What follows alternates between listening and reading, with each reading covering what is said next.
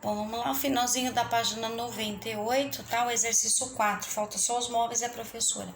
O que a gente pode falar dos móveis? Então, os móveis jaziam sem vontade de receber as crianças. E a professora era ranzinza, doente dos pulmões e dava a impressão de total desarranjo e desinteresse pelo trabalho. São próprias palavras do texto. Eu vou ler com vocês a descrição, embora eu já expliquei sobre isso, tá? Em outro vídeo lá, o texto descritivo e o texto narrativo. Qualquer dúvida é só olhar os vídeos anteriores. Importante saber, as descrições são importantes em vários gêneros do texto. Leiam comigo, por favor, tá? Página 98. Vamos lá.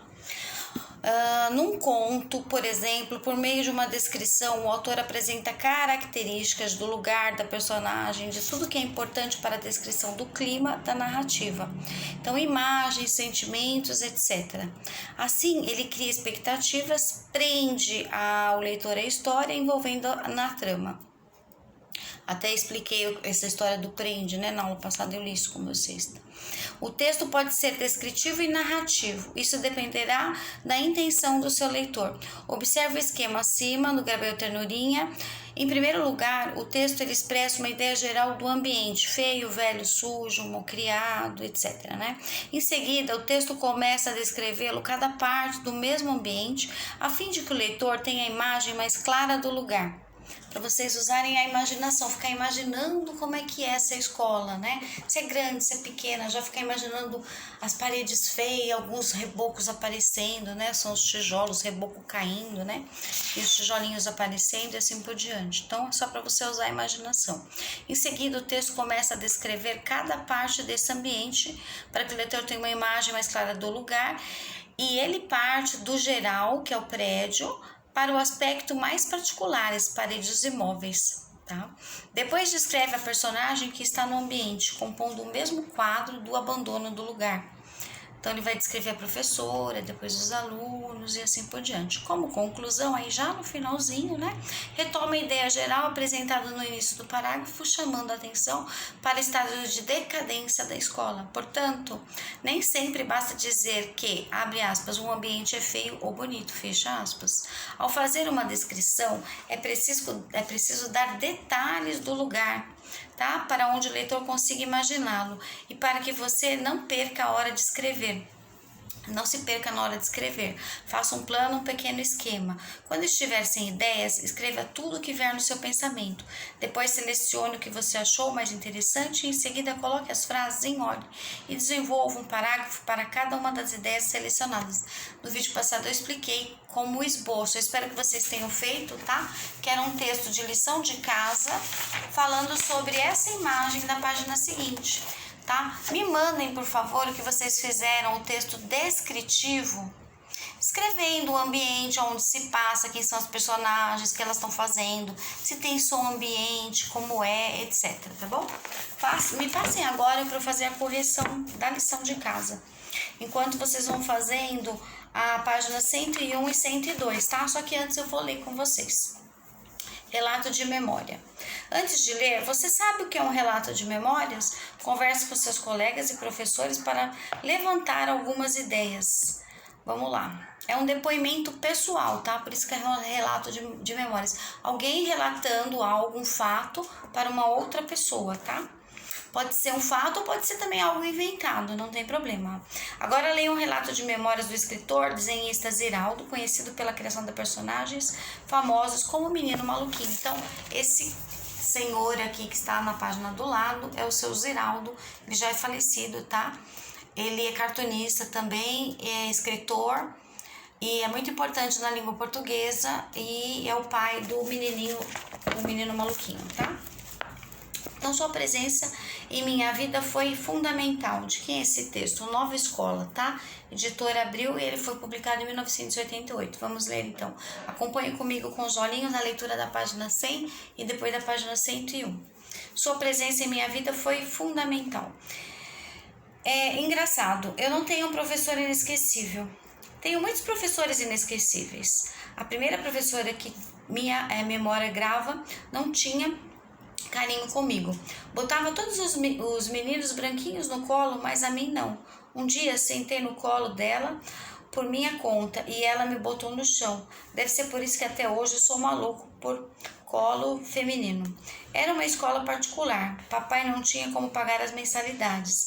Era um patrão dele que pagava, a quem pagava. Vai ver. Daí vinha minha falta de prestígio com a professora. Devia ter esquecido o nome dela, mas não esqueci. Ela se chamava Dulce, mas não era nada doce. Dulce, o significado, você sabe que cada nome próprio, né, substantivo próprio, nome de pessoa, tem um significado. O meu, por exemplo, é Ana Maria.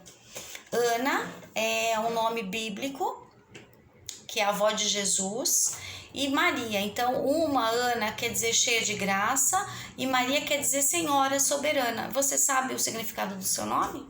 É importante saber, tá? Dulce quer dizer doce. Felizmente, não fiquei muito tempo nessa escola, mas por causa dela, vim vindo pela vida curtindo uma enorme carência afetiva, que consegui transformar em desenhos, livros, peças de teatro, logotipos, cartazes, ilustrações. Agora a página 101, vamos continuar lendo o mesmo texto. Tudo a preços módicos, ou seja, preço baratinho, tá bom? Pelo menos no início. Agora, depois da fama, os preços mais condizentes com a fama. Minha segunda professora marcante foi a dona Glorinha Dávila, mãe de um poeta e escritor mineiro, João Etier Filho. Olha, ela era discípula de Helena Antipoff, que revolucionou o ensino básico em Minas Gerais na década de 40. Dona Helena percebeu logo que não dava para mudar a cabeça das professoras mineiras, que tinham ainda penduradas na parede da sala de aula as assustadoras palmatórias. Antigamente, na época do meu pai, do meu avô, existia punição para os alunos que não se comportassem bem, ou que não sabiam a lição, ou que não decoravam aqueles que os seus professores pediam, tá? Hoje a lei da palmatória é proibida, inclusive em casa, tá? O pai tem que educar o filho, conversando com ele, pode até ser um pouco ríspido, tudo bem. Agora, palmatória, não. Pode deixar de castigo? Pode. Mas bater por lei não pode, tá? Mas aí, cada pai. Então, agora, palmatória na escola, desde 1950, acho que já não tem mais isso, né? 60, já também não. Então, formou-se 150 jovens idealistas e se espalhou por Minas Gerais, com a missão de mudar a escola por dentro. Uma dessas jovens era a dona Glorinha, que, entre outras coisas, e contra a vontade das velhas professoras do grupo escolar e sua rabugenta diretora, retirou a palmatória furadinha da parede da minha classe. Só mais tarde foi que percebi a luta da dona Glorinha, que ela venceu, descobrindo bem mais tarde que a sua presença em minha vida tinha sido fundamental para que não perdesse por aí. A vida, digo. Um domingo fiz a primeira comunhão e não ganhei santinho. Na segunda-feira, ela mandou me chamar na secretaria. Você fez a primeira comunhão ontem, não fez? Como é, meu Deus, que uma pessoa adulta tão importante pôde prestar atenção no menino pardo fazendo primeira comunhão naquela catedral tão grande, pois minha cidadezinha tinha catedral. Catedral são igrejas grandes, são igrejas principais. Geralmente pode ser gótica, um estilo de um outro país, tá? Ou do período, por exemplo, da escolástica, que a gente chama, tá? É um período da obscuridade, vamos dizer assim, ainda antes do Renascimento. Aí perguntou, você ganhou o santinho de recordação? Não havia ganho, não.